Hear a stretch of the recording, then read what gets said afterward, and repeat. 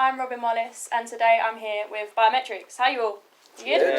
Yeah, not bad. Yeah, pretty good actually. Yeah, good. Thank you. So my first question is, how did the band come together? Because wasn't originally Biometrix was just you, wasn't it, Jeremy? Yeah, it was kind of like, it's always been something I've wanted to do.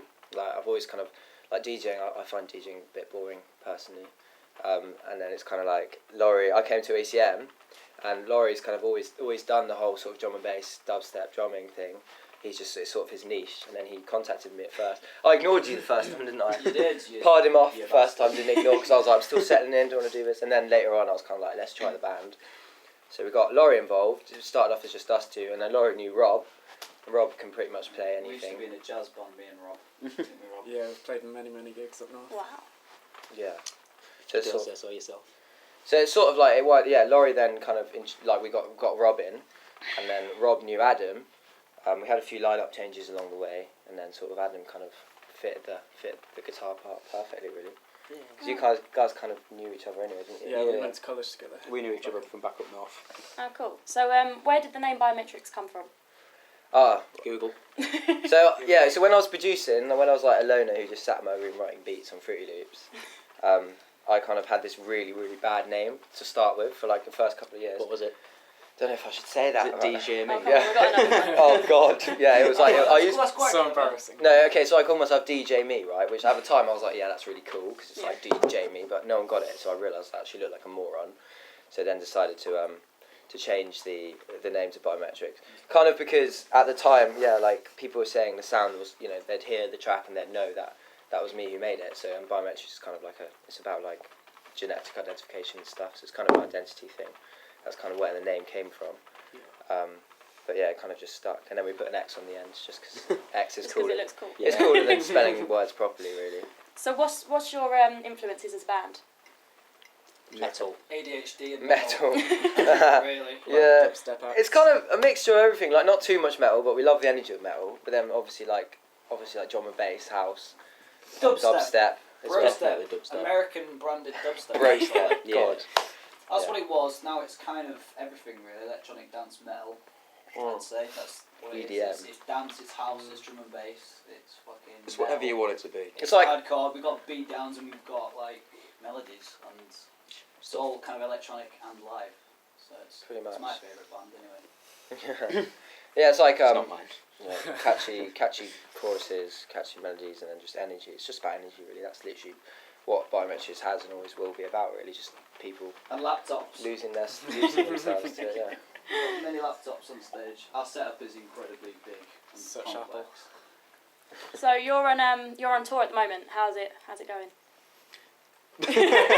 Good. Yeah, it's going alright. Yeah. No, we've had fun. We're having loads of fun. It's been a laugh. Like lots of like ups and downs as a tour should be. It's kind of like a lot of it was organised by us as a band anyway. So that was kind of a learning curve for us as well, sorting out the logistics of putting a tour together and stuff. It's kind of partly been done by a few friends who are just starting out on the tour management side of things, and partly been done by us. 2 shows to go. Yeah, 2 shows to go. Where's your favourite place that you've performed so far? Brighton was the best. Tomorrow night, probably. Tomorrow night. Brighton was wicked though. We had a laugh at Brighton. We found this place that did £1.25 pints, Wow. and we were just settled after the Set gig. up camp. I was rinsed. I quite like I thought Southampton was good. Southampton was a laugh. Was good. Yeah. We played in the cellar, which ironically was on the first floor. We went to a venue Lots called of The Cellar, stairs, and then they were like, "Yeah, it's just upstairs." I was like, we were like, "The Cellar's They had a upstairs." thing called the Peng Burger as well, which is Peng. As a northerner, I'm not aware of this word, Peng. Peng. But Oh, I think it's it a means horrible good. I think Peng. it means like, really Right, good, we need doesn't to it? use that word in every sentence. Peng. from now on. Oh God. Biometrix. So as well as the tour, you've got a new EP. Is that right? Yeah. So how would you describe the sound of the E EP? Digital. Pre-master. Yeah. Pre-mastered. Yeah, pretty bastard. It's alright. quite cool as well in terms of drums. It's acoustic drums and it's electronic drums at the same time. Jamie's a really good producer as well as a frontman. He's doing a lot of vocals on it. Yeah. It's half traditional Biometrix heavy dance floor music, and some of it's and half of it is now kind of like a live band. So it's going in a different direction to the previous stuff you've probably heard online. It's a good mix. It's like quite a bit of dubstep, So- drum and bass, A lot of distorted guitars and ridiculous drum beat downs. Yeah. Sounds We've done it all amazing. ourselves. Most bands go to a studio. We just Yeah, we recorded it in Jamie's. We just pretend that it's a studio, but it's really just a bedroom When with it's complaining all works. neighbours, really. It's a lot easier to just DJ and do it yourself. Yeah. If you're sat at home thinking you want to make an EDM band. It's Yeah. definitely We had a lot of easier to noise just do it on- complaints. Yeah, we've had noise Oh, complaints, yeah. people breaking down, Police fights. visits. I've got a little drawer upstairs Yeah. of noise complaints. Yeah, we- Just like I've got about 2 in Starting a there. collection. Starting Yeah. them off, yeah. I'm going to frame them all when I'm old. I'm I'm going going to to use frame them as them all. wallpaper. Yeah, hopefully. Decorate your room. Yeah, we'll probably have to decorate a mansion one day. We've got noise Yeah, complaints. we've got a Or a council house shame. flat. Probably Be a council realistic, house shall flat, we? yeah. So when you're writing a song, is there like a set method that you use, or does it just Get in come the out? rehearsal room. Put Robyn on a keyboard, give him an hour, he'll Yeah. churn something out, and then we make it good. It kind of Put on a varies, beat. doesn't it? Like, it's either like I'm just kind of dabbling around on a Well, it depends. Software. We use two main programs. We use Ableton Live, which is a multiplayer program, and we use FullVolume, which is a one-player program. Jamie's kind of the founder. He makes a lot of music on FL, and we copy it. We play it live. yeah, Yeah. basically. And then often we'll use. It kind of like anyone who like one of us will come up with something, and then that will generate all of us turning it into a song. Huh. So it's kind of like we kind of share it quite equally. Like a lot of the time, because I just spend my life in front of a computer screen just making tunes, then that kind of starts something off, and then obviously all of these guys step in, and then we turn it into a tune. Sometimes, like for example, there's a song on the new EP called "Sick of It," which literally was written in one practice, wasn't it? Like Rob Totally. Rob was in a working foul out. mood. Came home, came to practice in a foul mood. And we wrote the most aggressive tune on the EP. He was just playing with like the Ableton Push thing, the thing we use. Yeah, it's And then feeling he just- nasty. He was just working his way around it, and then played this riff, and we were like, play that again.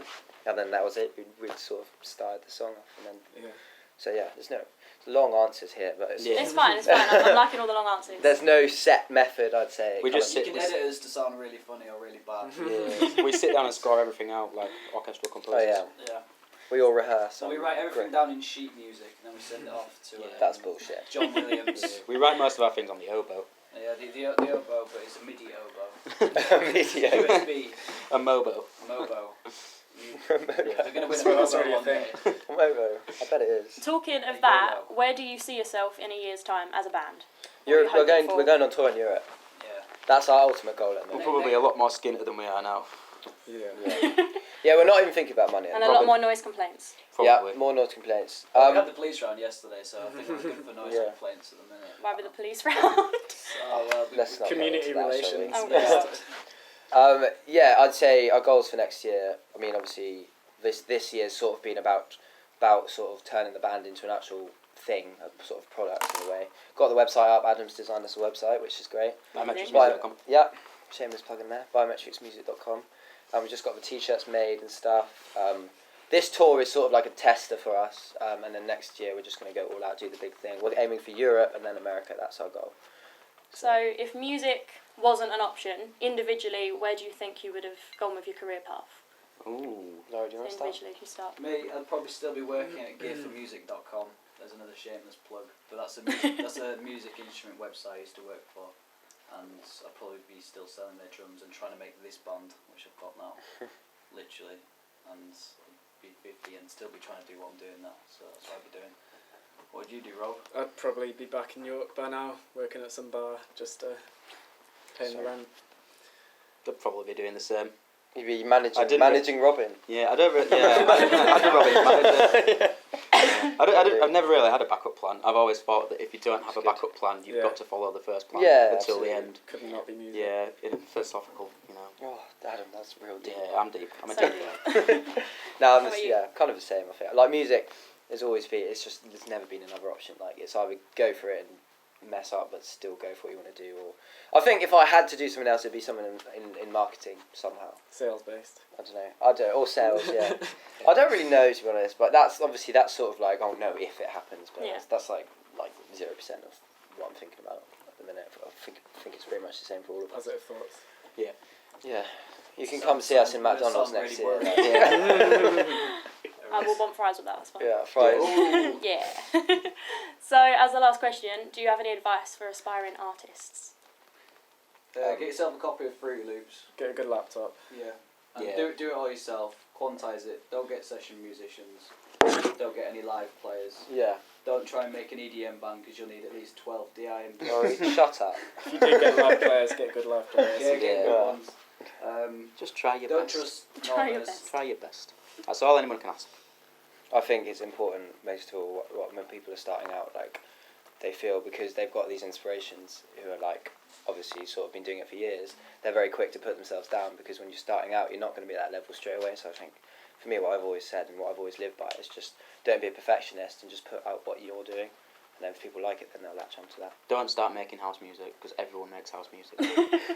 Try and be nice to everyone in the industry. Yeah, Yeah. be nice to everyone. That's pretty much it. As long as if you're a nice person, then people will want to work with you. But So, we're you know, still no petty starting out. boundaries between genres or.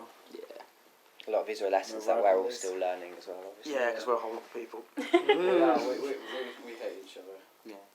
but it's all good because we sound quite good when we play live. We don't. Sometimes. Sometimes we do. When Adam's amp works. When Adam's amp works and Rob's remembered his bass. Yeah.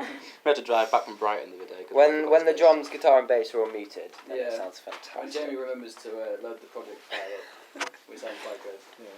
Sorry, Robyn, we're It's blabbing okay. on here. It's okay. Well, thank you for your time, and I Sorry, wish you the no best worries. of luck Thank with you. the rest of You your tour. too. Yeah. Thank you. No Cheers. problem. This is just the beginning.